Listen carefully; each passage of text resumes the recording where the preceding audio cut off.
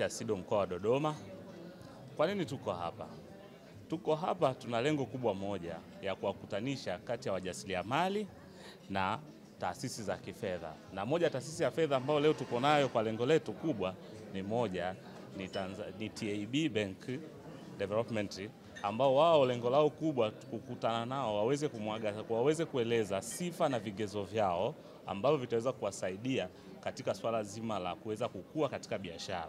Kama tunavyofahamu, sisi SIDO mifuko yetu inatoa fedha kwa kiwango kidogo, sio kikubwa ambacho kinakidhi mazingira ya sasa.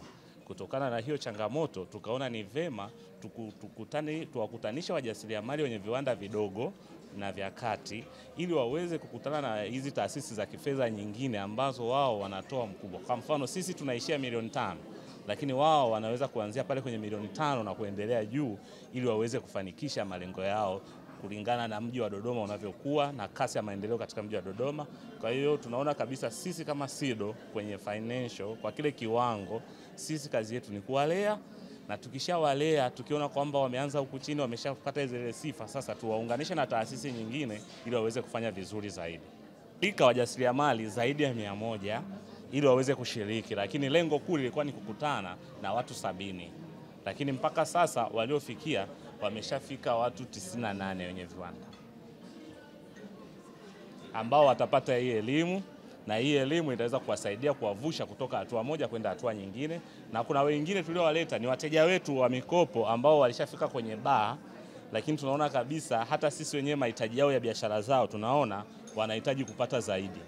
Kwa kuwa kama wanahitaji kupata zaidi, kwa hiyo tunaona ni vema sasa tuwaunganishe na wadau wengine waweze kukua, ili na wenyewe watoke kwenye viwanda vidogo waende viwanda vya kati na waweze kukua zaidi, mwisho siku wale viwanda vikubwa, na pato la taifa liongezeke, ajira ziongezeke zaidi kutokana na uwekezaji wa kifedha ambao wataufanya.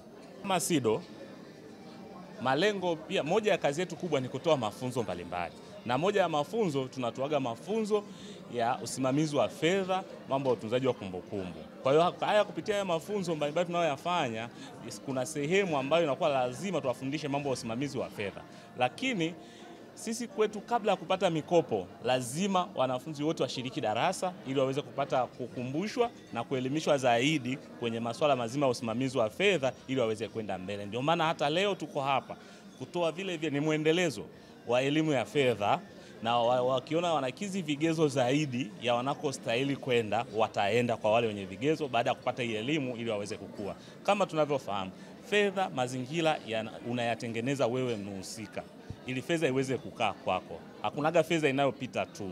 Lazima utengeneze mazingira ya wewe kuwa na vigezo ili fedha iweze kukaa kwako. Kwa mfano, unajijua kabisa biashara yako haujairasimisha, mfano haina leseni, haina nini. Kwa hiyo kitendo cha kukata leseni ni pale ni kitendo unachozidi kukaribia fedha za mikopo. Kwa hiyo mimi binafsi yangu nitoe rai kwa wajasiriamali. Lazima turasimishe biashara, lazima tuweze kutengeneza mazingira hata ya yale, kwa mfano pale panapohitajika kuwa na dhamana, tutengeneze dhamana, ndipo tuende kwenye hizi taasisi za kifedha. Zile ambazo ile mikopo ambayo haina ya dhamana, lazima tuangalie sifa za msingi tuweze kujitengenezea.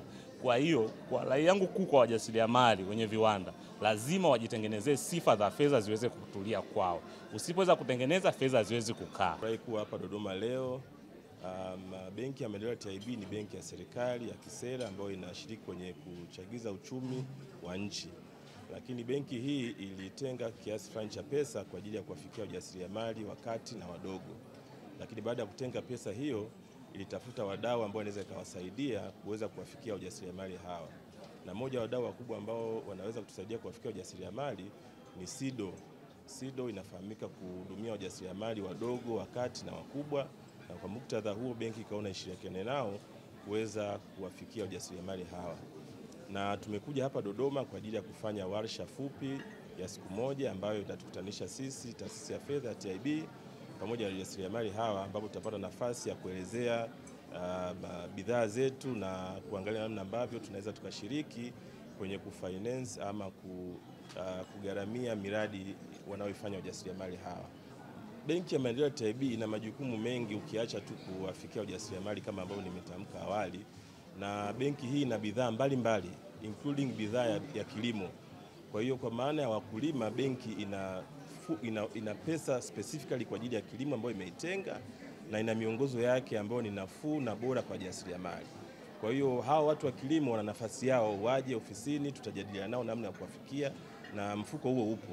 Huu ni mfuko wengine wa wajasiriamali wengine wa viwanda vidogo, vya kati na vikubwa, lakini fungu au mfuko kwa ajili ya kilimo upo, na wanaojihusisha na sekta hii wanakaribishwa wakati wote kwa ajili ya kupata huduma. Tuna riba nafuu sana kulinganisha na riba zinazotolewa na soko la fedha kwa sasa. Kwa hiyo tunakaribisha mijadala, na naamini mkutano huu utatuweza kusongesha mbele na wajasiriamali wetu wataweza kupata mikopo yenye riba nafuu. Ya benki imetenga kiasi kilichopungua bilioni 30 kwa ajili ya kuwafikia wajasiriamali kwenye shughuli mbalimbali za uchumi, wajasiriamali wa kati na wajasiriamali wadogo. Kwa hiyo tunawakaribisha waweze kuaccess mikopo hiyo.